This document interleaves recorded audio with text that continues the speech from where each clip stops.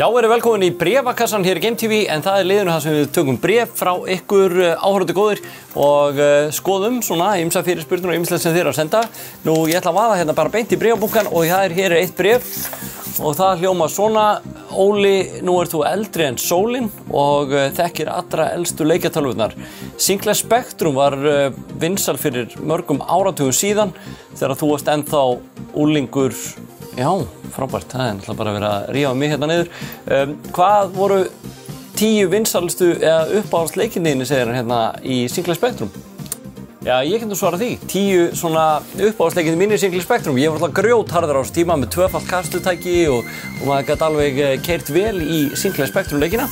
En ef ég á að taka topp 10, þá er í 10. sæti leikurinn Chucky Egg, þar sem maður fór í hlutverk bónda og átti að ná í egg og príla í alls stigum og rugli. Hann var rosalega góður. Náttúrulega Sinclair Spectrum var með 8 liti, var massi græja, 16K, 48K sem voru með dýrari típuna, þannig að þetta var svaðaleg tölva. En Chucky Egg er klárlega í 10. sæti.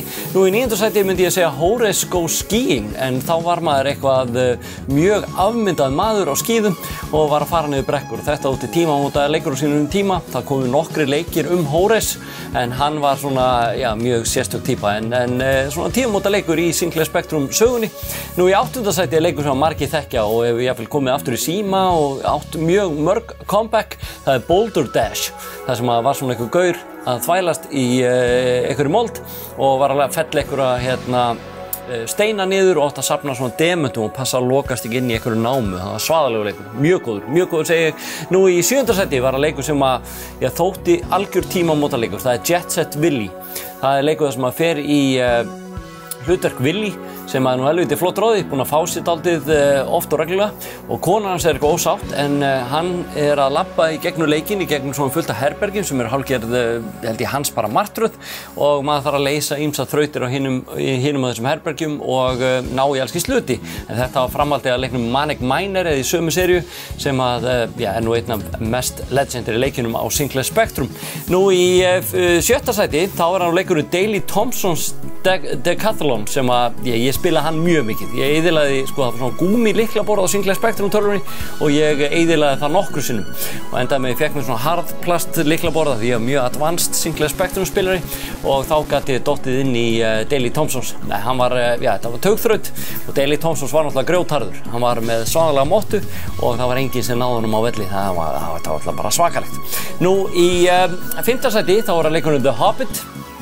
Það leikur sem var alltaf svakalegt svona textaævintýri með einhvern smá myndum og teiknum, tók langa tíma að teikna myndirnar og svo bara texti sem var að lýsa öllu sem var í gangi og leikur var mjög sérstakur, en þetta var bara ævintýri Hobbitan og maður átti svona einhvern veginn að skrifa Enter House, skrifaði maður bara sjálfur inn til að henda inn skipunum og svo teiknaði hann, var endalaust að teikna upp alla myndirnar í leiknum.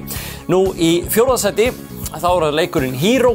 Þá fór maður niður í svona göng og var að elda alls kyns kvikindi þar. Þetta var leikur sem held í Activision fyrirtæki gaf út, maður með svona eitthvað þyrlutæki á bakinu og var að þvælast svona eitthvað gangnakerfi að safna einhverjum hlutum og bjarga fólki.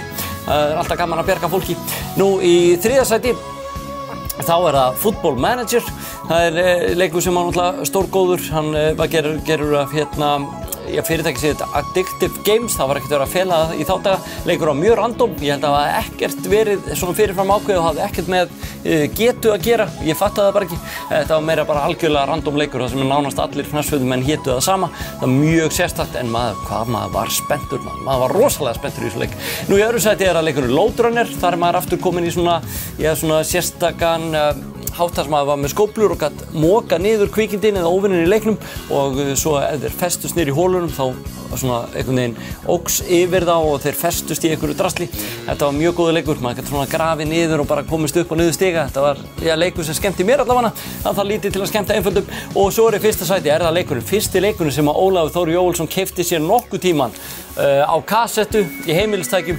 Það leikurinn Manic Miner. Það leikur sem bragðir af. Þar maður Miner Willy að fara í gegnum alls kyns svona, einhver svona mines og að berjast við alls kyns kvikindi eins og fljúgandi klósett og margt fleira.